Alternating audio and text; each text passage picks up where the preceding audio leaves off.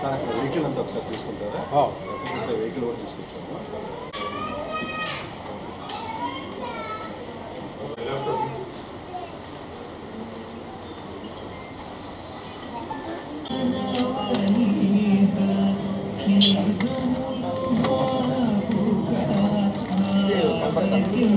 Open చేయు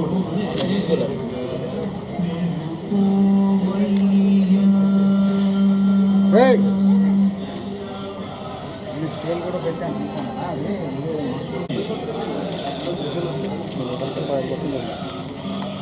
ఏనా Tux మాప్లే ఉన్నారు.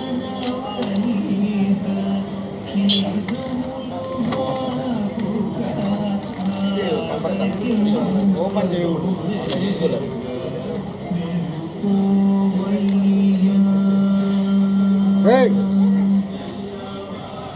స్కేల్ కూడా పెట్టాను పచ్చిపప్పు ఉండలు గట్టి ఉన్నాయి. పచ్చిపప్పు ఉండలతో దాని తీసిన త్వరగా పట్టడం మినపగుళ్ళు.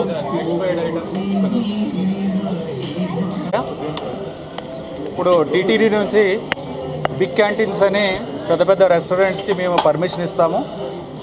వీళ్ళు ఏంటంటే పిల్గ్రిమ్స్కి క్వాలిటీ ఫుడ్ ప్రొవైడ్ చేయాలనే ఉద్దేశంతో ఇవన్నీ కూడా ఇవ్వడం జరుగుతుంది.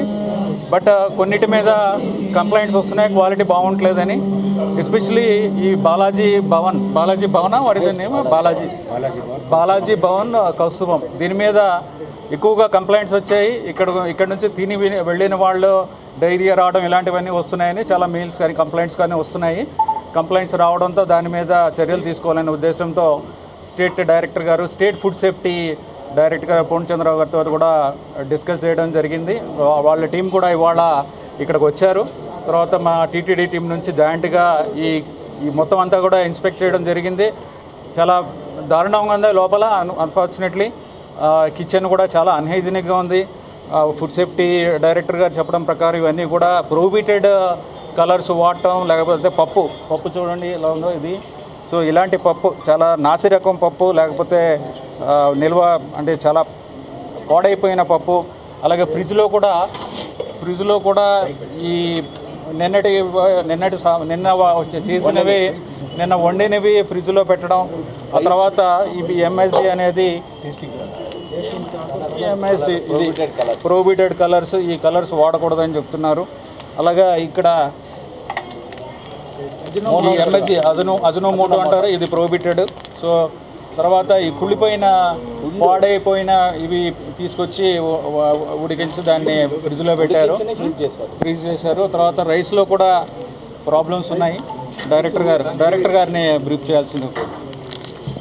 చాలా ఇష్యూస్ ఉన్నాయి. కిచెన్ క్లీన్లీనెస్ కానీ లోపల అసలు చాలా అన్హైజీనిక్గా ఉంది.